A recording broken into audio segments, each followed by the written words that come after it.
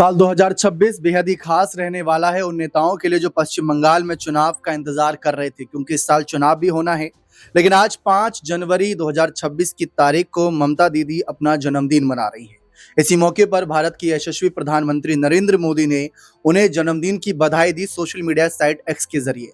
लेकिन बदले में जो एक हम उम्मीद करते हैं कि अगर कोई हमें बधाई देता है तो उसका धन्यवाद जताया जाता है, ममता दीदी ने वो धन्यवाद नहीं जताया।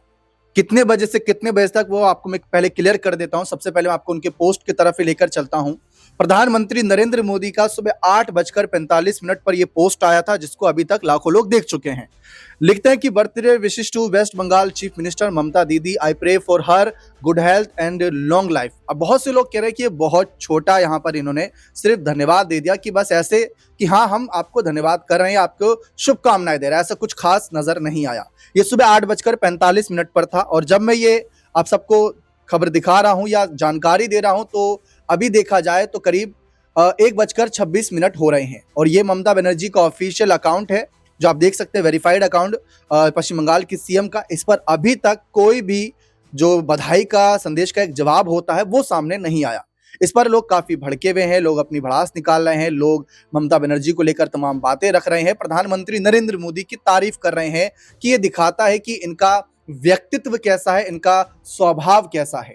लेकिन जो ये हम अक्सर देखते हैं कि आप अगर बीजेपी में हैं और आपके नेता हैं तो आपको बधाई देते हैं, ये नॉर्मल सी बात है। लेकिन एक पक्ष का नेता विपक्ष के नेता को इस तरीके से बधाई दे तो वो भी अलग नजारा देखने को मिलता है। लेकिन अब देश के प्रधानमंत्री हैं और एक राज्य की मुख्यमंत्री है, तालमेल तो बनाकर चलना पड़ेगा। लेकिन ममता दीदी शायद ये बात जानती हैं और ये बात उनके दिलो जहन में बैठी हुई है कि इस साल चुनाव है और यही चुनाव में प्रधानमंत्री नरेंद्र मोदी आएंगे और ममता दीदी कह कहकर जमकर कोसेंगे, पानी पी पी कर कोसेंगे। ये बात भली भांति जानते हैं प्रधानमंत्री नरेंद्र मोदी को लेकर ममता दीदी। शायद यही वजह हो सकती है कि सुबह 8:45 पर किए गए पोस्ट को करीब दिन के 1 बजे तक भी ममता दीदी ने कोई रिप्लाई नहीं दिया। सोचिए, प्रधानमंत्री का अगर आपके पास मैसेज आए तो आप कितनी देर लगाएंगे जवाब देने में। मुझे नहीं लगता कि आप सेकंडों की भी यहाँ पर कीमत समझेंगे और तुरंत कहेंगे धन्यवाद।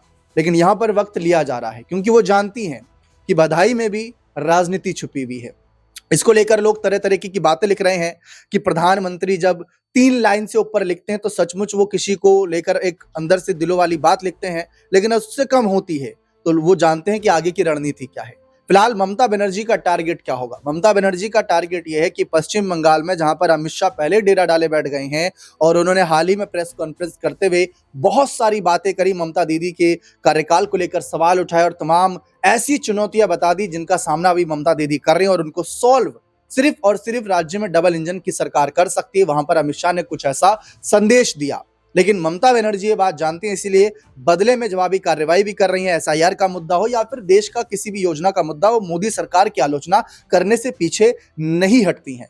मैं ममता दीदी के एक रिकॉर्ड की तरफ आपको लेकर चलूंगा, जो उनका रिकॉर्ड आप चीफ मिनिस्टर के तौर पर अगर आप देखेंगे तो साल 2011 के बाद से अगर आप देखें तो कंटिन्यू इनका कार्यकाल चला है। बीच में जितने भी चुनाव हुए वहां पर लगातार तृणमूल कांग्रेस के सहारे ये जीतते आई हैं। यहाँ पर आप देख रहे हैं जो सबसे लंबे एक कह सकते हैं मतलब दिनों के हिसाब से कि कौन मुख्यमंत्री रहा, तो उसमें आप अगर ये देखें तो ज्योति बासु जी आपको देखने को मिलेंगे। यहाँ पर सीपीआईएम के 23 साल 137 दिन का इनका कार्यकाल था, मतलब टोटल मिलाकर टोटल जो था 23 साल 137 दिन इन्होंने पश्चिम बंगाल की मुख्यमंत्री के रूप में अपनी सेवा दी। ममता बनर्जी जो करंट की सीएम है और अभी जब तक चुनाव नहीं हुआ तब तक तो रहेंगी, उनका कार्यकाल 14 साल 230 दिन का लगभग यहाँ पर आप देख रहे हैं। तो यहाँ पर इनके पार्टी नेताओं की और ममता बनर्जी की निगाहें तो इसी रिकॉर्ड पर होगी कि कैसे ना कैसे करके इसको तोड़ा जाए। क्योंकि अभी देखा जाए तो बिहार में चुनाव हुए, नीतीश कुमार ने 10वीं बार शपथ ली तो एक नया इतिहास बन गया, नया रिकॉर्ड बन गया, तो इसकी चर्चा खूब हुई। फिलहाल ममता बनर्जी ने जो रिप्लाई नहीं करा उसको लेकर तमाम तरीके की खबरें भी आ रही हैं और लोग सवाल भी उठा रहे हैं कि ममता दीदी का ये कैसा बिहेवियर है, उनको बधाई का धन्यवाद करना चाहिए था। यहाँ पर आप देखिए, ममता बनर्जी के जन्मदिन पर पीएम मोदी ने दी बधाई पर बंगाल सीएम ने नहीं दिया जवाब। अब क्या ये मतभेद हैं? तो बिल्कुल है। यहाँ पर आप साफ देखिए, पीएम मोदी ने लिखा कि पश्चिम बंगाल की मुख्यमंत्री ममता दीदी को जन्मदिन की शुभकामनाएं, मैं उनके अच्छे स्वास्थ्य और दीर्घायु की प्रार्थना करता हूं।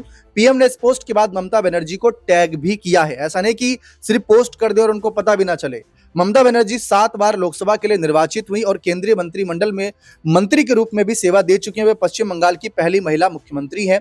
हालांकि पीएम मोदी के बधाई देने के 3-4 घंटे बाद भी ममता बनर्जी का कोई जवाब नहीं आया। वहीं पीएम मोदी के समर्थन में लोगों ने उनकी तारीफ की, जबकि ममता बनर्जी को जवाब नहीं देने के लिए सोशल मीडिया पर लोगों ने काफी यहां पर खरी खरी सुनानी शुरू कर दी। ममता बनर्जी पीएम मोदी की कट्टर आलोचक हैं। दोनों ने पिछले बंगाल विधानसभा चुनाव में एक दूसरे को जमकर सुनाया था। चुनावी रैलियों में पीएम मोदी ने ममता बनर्जी को सीधे निशाना बनाया, तो ममता बनर्जी ने भी हर रैली और चुनाव प्रचार में पीएम मोदी का जिक्र किया और दोनों के बीच खींचतान कई मौकों पर खुलकर सामने आई।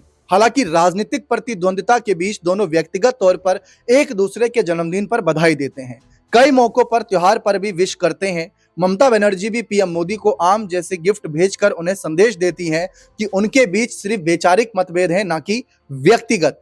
लेकिन आज क्या हुआ? आज सवाल है, हो सकता है कि हमने खबर आपको जल्दी दे दी हो सकता है कि जब तक आप ये खबर देख रहे हो तब तक ममता बनर्जी का कोई रिप्लाई आ गया हो, क्योंकि पश्चिम बंगाल की मुख्यमंत्री है और पश्चिम बंगाल जैसे 2025 में बिहार सबकी नजरों पे था, इस बार पश्चिम बंगाल सबकी नजरों पर है, क्योंकि कई राज्यों में चुनाव होने हैं लेकिन पश्चिम बंगाल बड़ा राज्य है। पश्चिम बंगाल ममता दीदी के गढ़, ममता दीदी के किले में बीजेपी सेंधमारी करना चाहती है, इसीलिए ये चुनाव और ज्यादा दिलचस्प है और ज्यादा इस पर नजरें बनी हुई हैं। अमित शाह ने पूरा जोर लगाना शुरू कर दिया, देश के माननीय गृह मंत्री ने, लेकिन दूसरी तरफ प्रधानमंत्री का क्या रुख रहेगा ये भी चर्चा का विषय। लेकिन फिलहाल इस चुनाव को लेकर अगर मैं थोड़ी चर्चा करूं तो ये चुनाव क्या ममता वर्सेस मोदी होगा, ये भी सवाल है, क्योंकि बिहार में हमने देखा था वहां नीतीश कुमार थे तो उनके चेहरे के साथ साथ मोदी जी का चेहरा जोड़ा गया था, पोस्टरों में भी नजर आया। बीजेपी ने भले ही बाद में अपना मुख्यमंत्री नहीं बनाया हो, लेकिन जो एक मोदी जी का चेहरा था वो कारगर साबित हुआ। नीतीश और मोदी की जोड़ी इतनी हिट हुई कि 243 विधानसभा सीट वाले राज्य में 200 का आंकड़ा उन्होंने पार कर लिया। अब यहां पर क्या हालात रहेंगे, इसकी चर्चा भी बहुत हो रही है।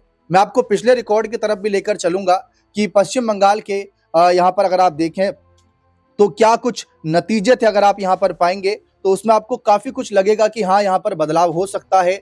और अगर बदलाव करना है बीजेपी को तो कहां पर क्या सेंधमारी करनी होगी, वोट बैंक की राजनीति कैसे करनी होगी, तो ये आप यहां पर आप 2021 के चुनावी नतीजों को देखिए और समझिए इससे कि हालात क्या दिख रहे हैं। फिलहाल यहां पर अगर आप देखें तो ऑल इंडिया तृणमूल कांग्रेस यानी कि तृणमूल कांग्रेस और बाकी पार्टियां बेहतरीन प्रदर्शन करी थी, 290 पर लड़ी, 213 जीती।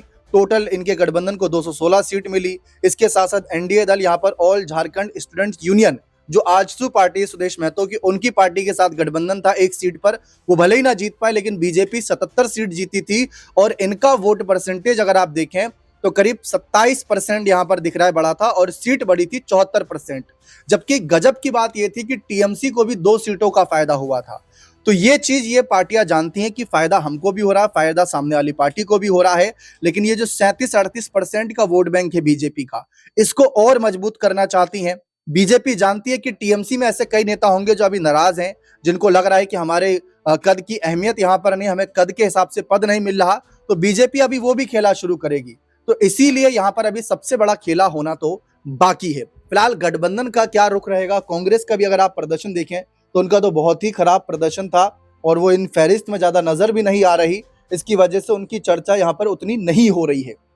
लेकिन बीजेपी वर्सेस टीएमसी की क्या यह लड़ाई रहेगी, या चुनाव के समय निकट समय आते आते क्या यह लड़ाई देखा जाए तो गठबंधन में बदल जाएगी? फिलहाल इस पर अभी कुछ भी कहना जल्दबाजी होगी, लेकिन ममता दीदी के जन्मदिन पर प्रधानमंत्री मोदी का ट्वीट कह ले, पोस्ट कह ले, सुर्खियों में है और उनका रिएक्शन, ममता दीदी का रिएक्शन और ज्यादा चर्चा का विषय बना है। बने रहें चैनल के साथ, बहुत बहुत शुक्रिया।